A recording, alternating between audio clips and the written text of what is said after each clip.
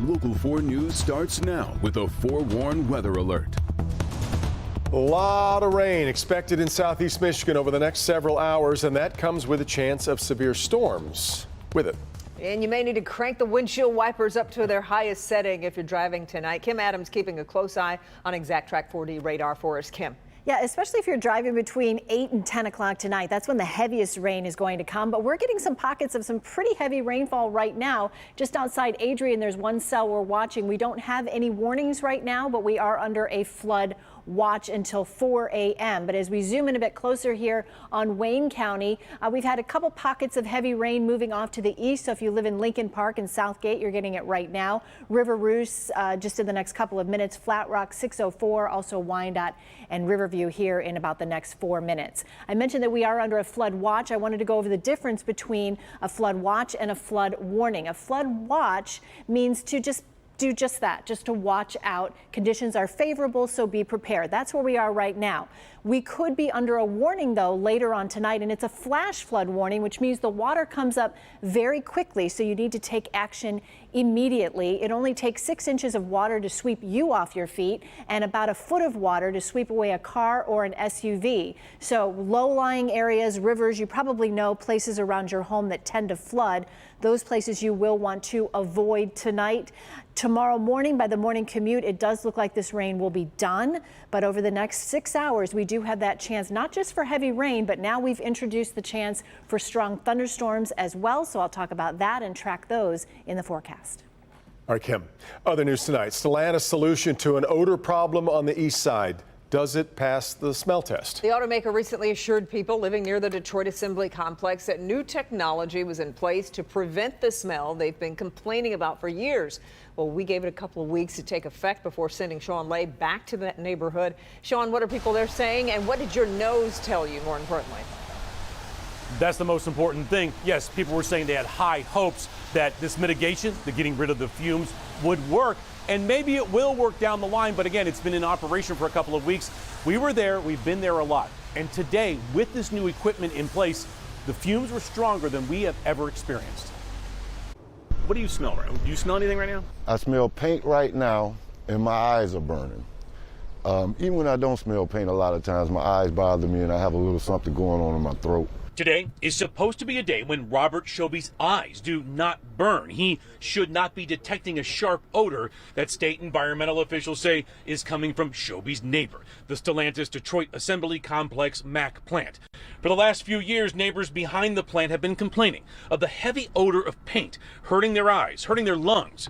But at the end of June, Stellantis made good on its promise. New equipment to eliminate any odors has been installed at the plant and is up and running. The reality is today is the heaviest paint smell we have detected in all of the times we have been here. Stellantis says it knows of no new complaints since the system went online. I have not filed a complaint since the 26th, but I will be calling them. I should be calling them as we speak because we smell it right now. Stellantis telling neighbors that exhaust from 2 stacks will be routed to a new system to destroy odor-contributing compounds.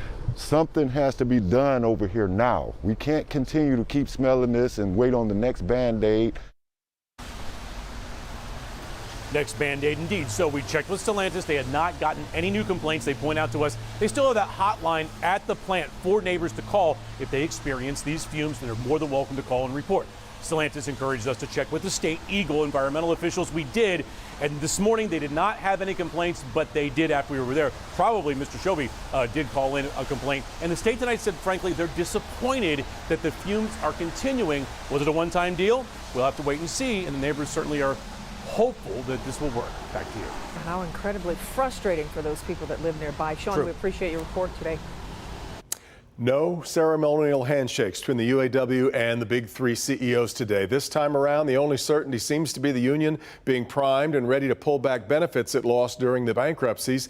And they are unafraid to say the word strike, or that striking is possible.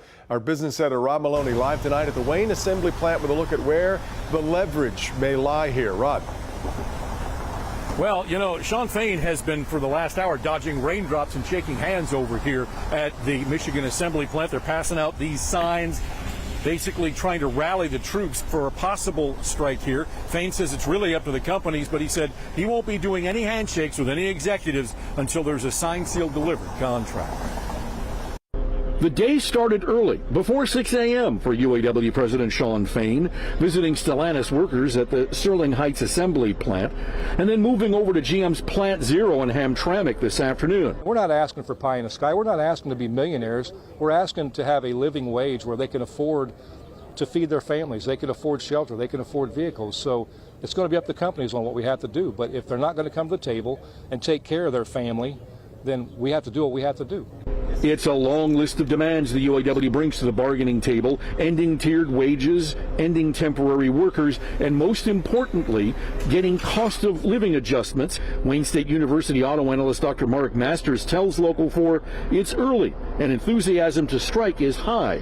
But it's one thing to proclaim that you're going to be militant and that you're going to go out on strike, but when in and people have been out on the line for 2, 3, 4 weeks, the hard realities begin to set in then, and it's a lot less glamorous. And Masters says the automakers spending billions to go electric are really in no mood to roll over here.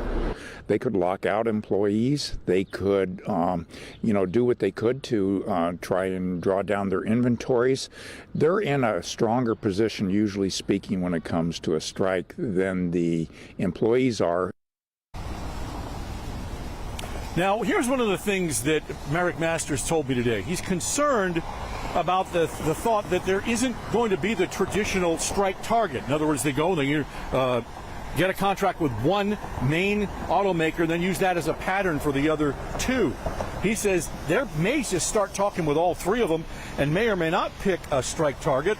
And he's even more concerned that perhaps they could strike not just one or two, but maybe even three. He said all things are on the table here. We should expect the unexpected. Reporting live in Wayne, Rod Maloney, Local 4. We will do that. Well advised. All right, Rod. A Detroit man suspected of attacking 2 women and killing one of them is now being held on a $5.5 million bond in a case out of Troy. Andrew Hall was arrested yesterday shortly after Detroit police announced he was a person of interest in both cases. Today he was in court to face assault and weapons charges for attacking a woman in the parking lot of Target at Coolidge and Maple in Troy. Troy police say Hall admitted to the attack and the homicide in Detroit, where Detroit police are now working to get arrest warrants. Police are called to a business along a busy stretch of Van Dyke in Macomb County after 2 people are stabbed. It happened in the lobby of Centec Employment Services in Centerline. An argument led to a man stabbing a man and a woman who are boyfriend and girlfriend, apparently. Police say the attacker and the couple did not know each other previous to today. They arrested the stabbing suspect. Both victims were taken to the hospital. It's expected they're going to be okay.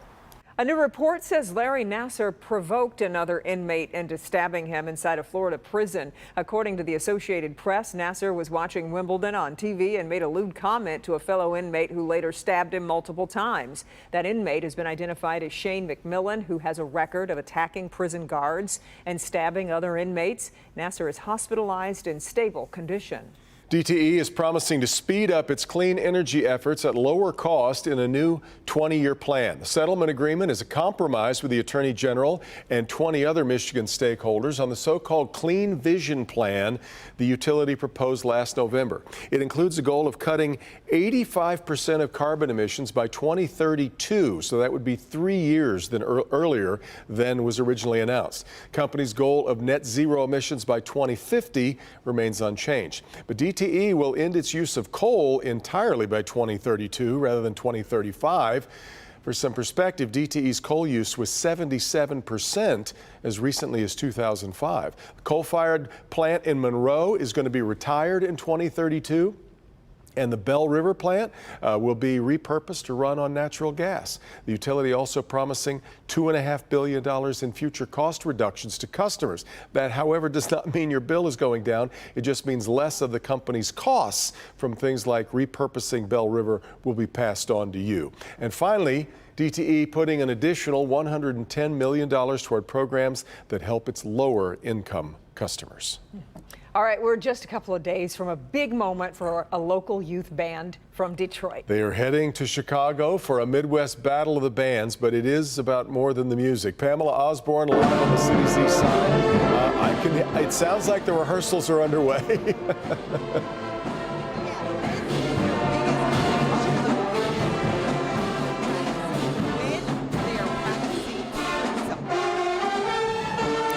This shit, I'm about to break it down to y'all so y'all know how to play it. 14-year-old Dante Scott plays the snare drum for Motor City Heat. He hit us up with a little preview and says there's nothing like seeing the entire band together. We know. It's like one of the best things in the world. Like, you can do a lot of stuff in the band. You can have fun, you can enjoy it. These kids come from all walks of life, all necks of the woods. They go off to different colleges. Joey Donaldson is one of the band's directors. What they're teaching them is more than music. It's mentorship, and all the kids who play have to have good grades. It's very fun because not only are they there we're practicing together, we're also building each other up.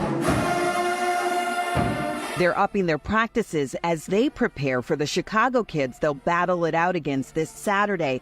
And while they plan to win, victories have already been made on both sides. It's two cities that kind of plagued with crime and violence. So what we wanted to do is we wanted to showcase the positive side of these two cities. Through Motor City Heat, these kids have an outlet, a path to college scholarships, and a foundation for the rest of their lives. It's what motivates David Brown. There's so many things that go on that is negative about the city, but this is the one thing that is positive, and it keeps them involved.